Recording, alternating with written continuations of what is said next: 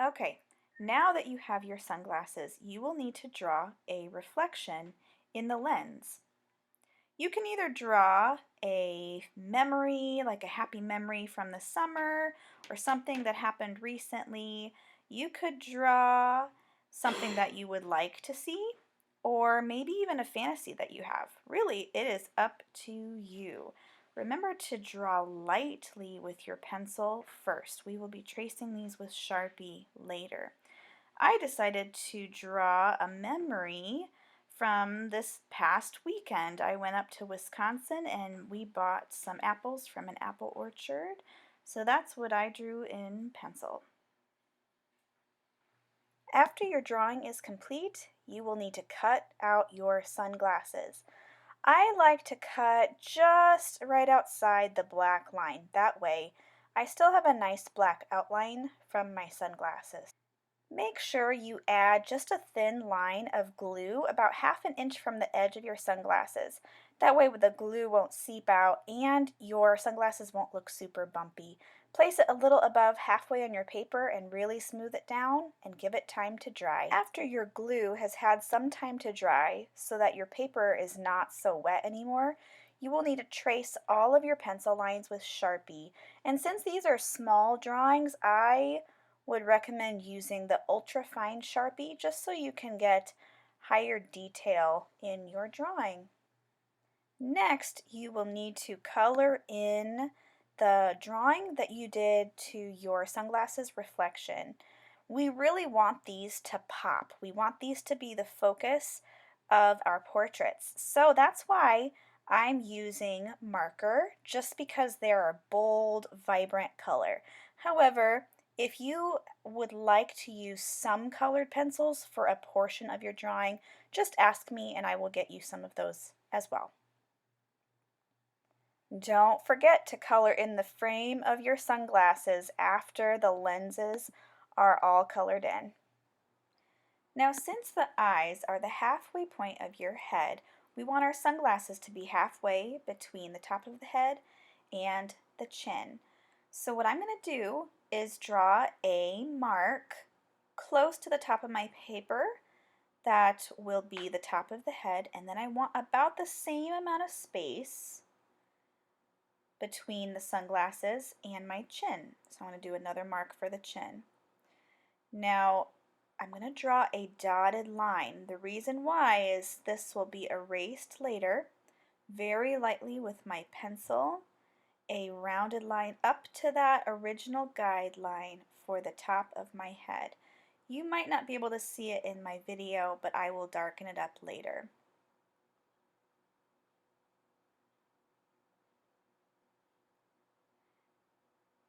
Again, our chin should be about the same amount of space. So this time you'll draw a solid line down to that chin line mark that you made earlier. What you don't want is your chin to be super, super narrow, because then you'll look like an alien. Once you have your line the way that you would like it, you can then go back in and darken your line up. Otherwise, just keep drawing with really light pencil lines. That way it's easier to erase.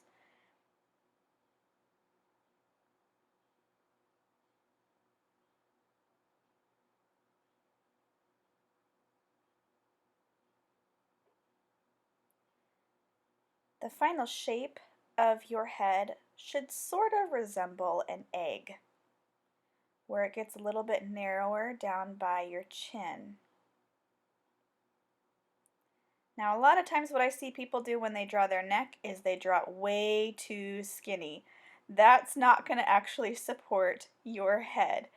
Your neck actually starts from behind your ears, which we know are up by the sunglasses, and they curve down to the shoulders. So I'm going to widen my neck up, that way it can actually support the weight of the head. From the end of the neckline, you'll want to bring your line out for your shoulders until it goes off the edge of your paper. Some of you will have a lot more space underneath your head, some of you won't have as much. Everyone's will be a little bit different. So next I want you to think about a shirt that you really like to wear. and draw the neckline and hem of that shirt. You could even go in and add some designs to your shirt right now with some patterns, or maybe there's a logo on your shirt that you can draw a little bit of. All right, so we're going to work on our nose next. Our nose, the bottom of the nose is halfway between the eye line and the chin. You can look at the guide that I put on your table to choose what type of nose that you want to draw. If you already have a good way of drawing a nose and you don't need the guide, go for it. I like to draw something that looks like parentheses for the sides of my nose, and then two curved lines that connect for the middle of the nose.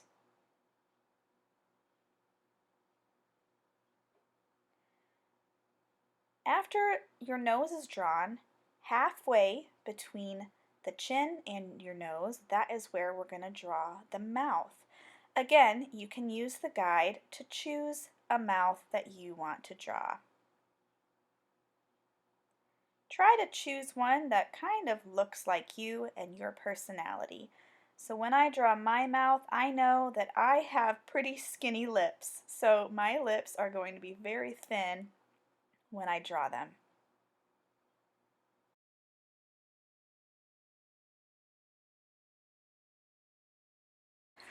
Moving on to the hair.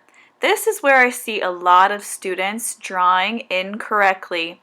Friends, sometimes you forget that you need to draw hair right above where the ear is. We don't want to look like you are shaved or balding. Sometimes I've seen students start their hair on the very top of their head, but your hairline actually starts about halfway down from where the top of the head is.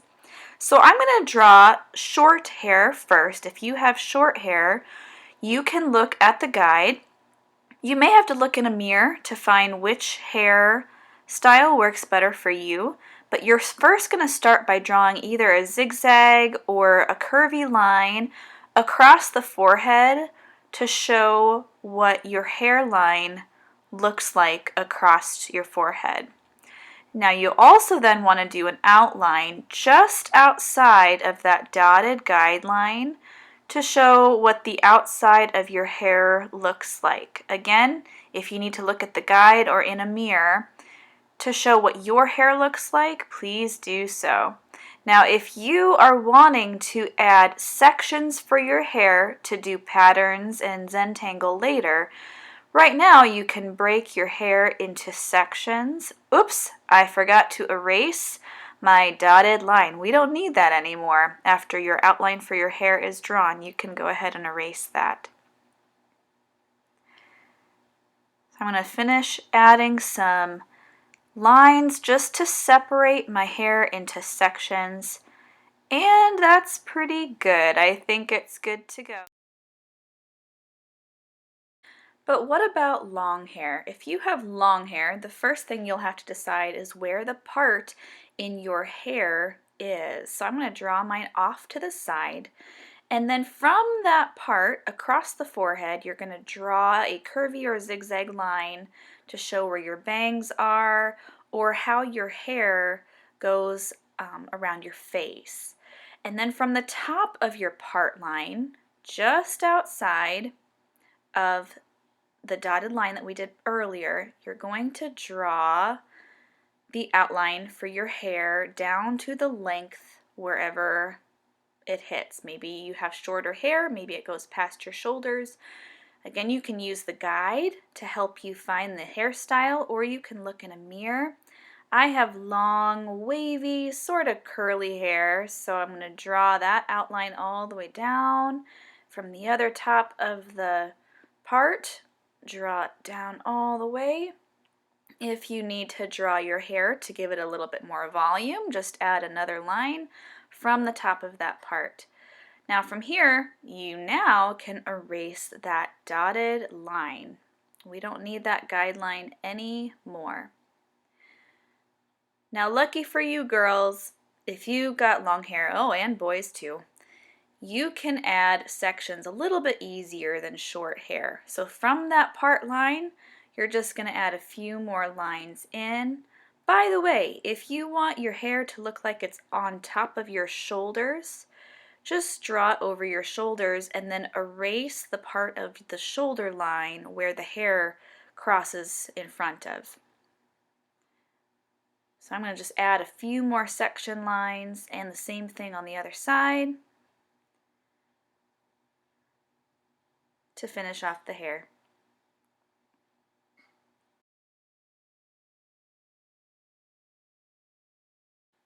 Yep, you guessed it.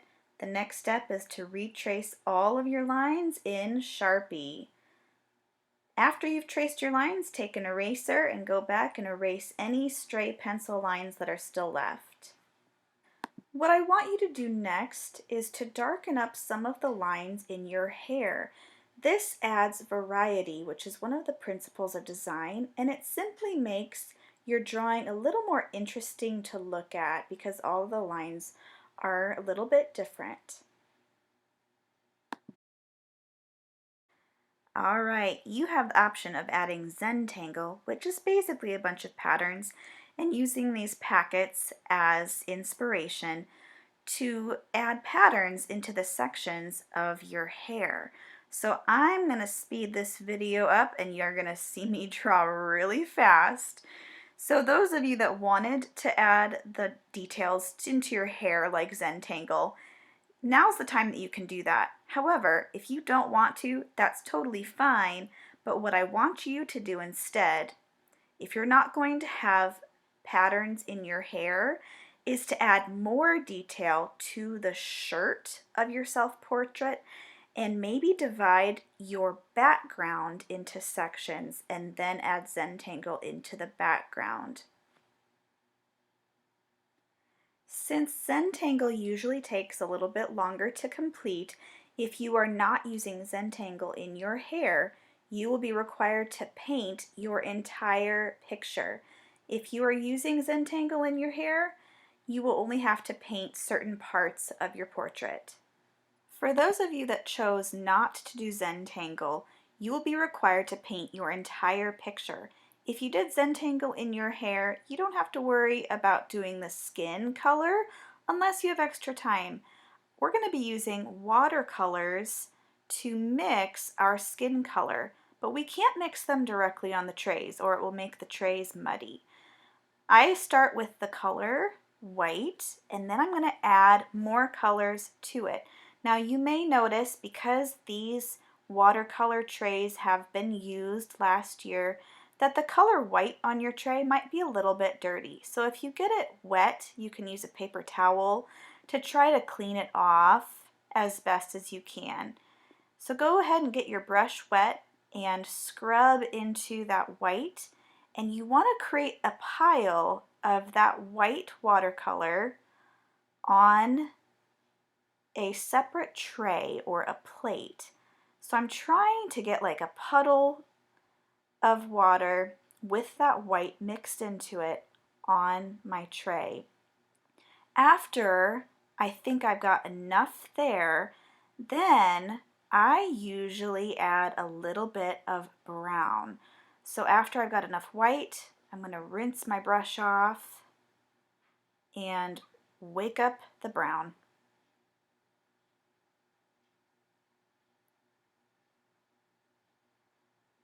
And then I can mix that right into my puddle of white and see what kind of color it gives me. You'll want to test this on a test paper just to see what kind of color you get.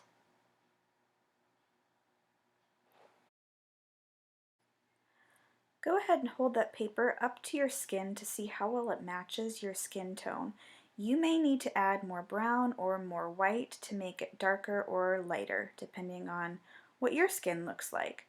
Sometimes you may even need to add just a little bit of red to give it more of a pink color.